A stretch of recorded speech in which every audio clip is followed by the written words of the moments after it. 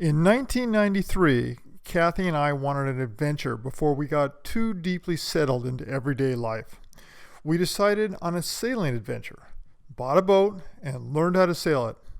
After many months of preparation, we sailed out of Newport Beach, California, for a journey that would take almost a year and cover 8,000 nautical miles, ending in the Bay of Islands, New Zealand. Our first leg was down the coast of Mexico.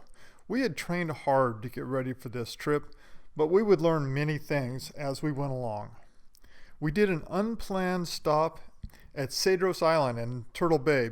Then it was off to Cabo to check in and get some tacos. Our next two stops were good transitions for the South Pacific. Punta Las Frailes was a really remote place with warm, clear water. Isla Isabela was not far off the mainland, but nobody really lives there other than students studying the interesting booby birds. The anchorage was small and rough, next to our final provisioning stop of Puerto, Vallarta. We got all the food and clean water we could and made last-minute plannings for the trip. On April 19th, we headed out for the Marquesas island of Hiva Oa. This would be our longest passage of the trip at 2,700 nautical miles and 22 nights at sea. Needless to say, we were pretty happy to get into the anchorage and see some of the same people we were in Mexico with 3 weeks ago. We visited 3 islands in the Marquesas and picked some of the best mangoes and grapefruit you could ask for from the jungle. We caught a wahoo on the way into a beach anchorage and had a feast with several boaters and some locals too. The locals invited us on a pig hunt the next day, and I got the honor of carrying dinner back to camp. Stuff like this does not happen on a paid tour. This was a real adventure. After visiting the mountainous Marquesas Islands, we went to the atolls of Ahi and Rangiroa, both in French Polynesia. Fresh water is scarce in these very low-lying islands, but the snorkeling in the crystal clear lagoon was some of the best we would see. It's the only place we saw giant clams. We spent the next 2 months in the better-known islands of French Polynesia: Papeete, Moorea, Huahine, Tahaa, and Bora. There we were able to host Mark and Kim, and a week later, Gene and Kevin too. These islands offer lots of places to explore, but a walk in the Opunuhu Valley and Moorea was exceptional. There we found unmarked rock carvings in a stream. Bora would be my favorite island of the group. There we learned not to touch colorful starfish and to wait carefully for a favorable weather window before heading out of the harbor. We then sailed 6 days to the Penrhyn, one of the Cook Islands, a very remote and low-lying atoll, but because it was supported by New Zealand, they sort of spoke English. This was a real treat for me.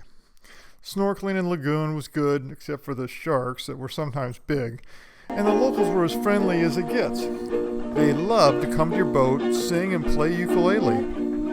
Penrhyn was our closest stop to the equator at 9 degrees south.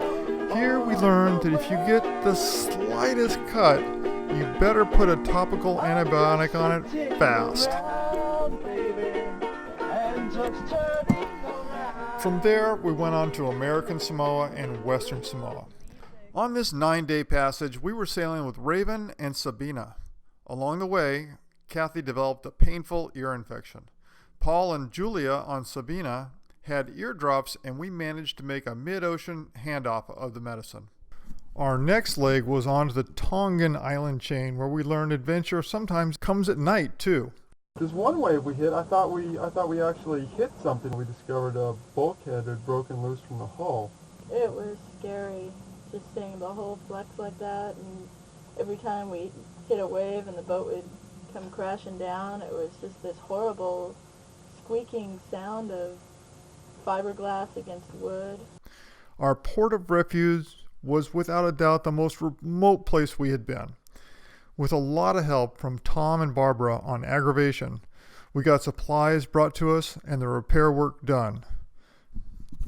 We had been sailing quite a bit at this point and had learned many things. It was past time to leave the tropics for New Zealand. Hurricane season had started in the southern hemisphere, and we picked our departure day very carefully for our 9-day trip to New Zealand with a brief stop at Minerva Reef. There is no land at Minerva Reef, but it does offer an anchorage in calm weather for those who have time to stop. We didn't have time, but we were going to stop anyway because it was Thanksgiving. Cathy somehow made a great feast out of canned food, and just after we had enjoyed the meal, the weather had a new lesson for us. We were totally caught off guard by a front moving through our area and a 180-degree wind shift. It was in the next few minutes that the experience we'd gained over the last several months had paid off. Well, I tell you, we came as close as I want to think about to losing the boat back there in that reef. Yeah, it was right there in front of us. I mean, it was all we could do to save it. We were in like 10 feet of water, and the reef wasn't too far away. There was more water coming over this boat than I've ever seen before. It was time to leave for the Bay of Islands. We knew the distance, but we weren't real sure of the weather. The weather lady Hello. is going to tell us what we should expect out there. It's going to be fine. We're going to do well. Looks like it's going to be a fairly, like a beam reach All right. sort of thing, and maybe some strong winds. We have reports of like 25 knots, 20 knots, easterly, southeasterly. We left Minerva Reef listening to the bad weather reports from the other boats that were ahead of us. Our luck remained good for several days, but conditions finally took a turn for the worse.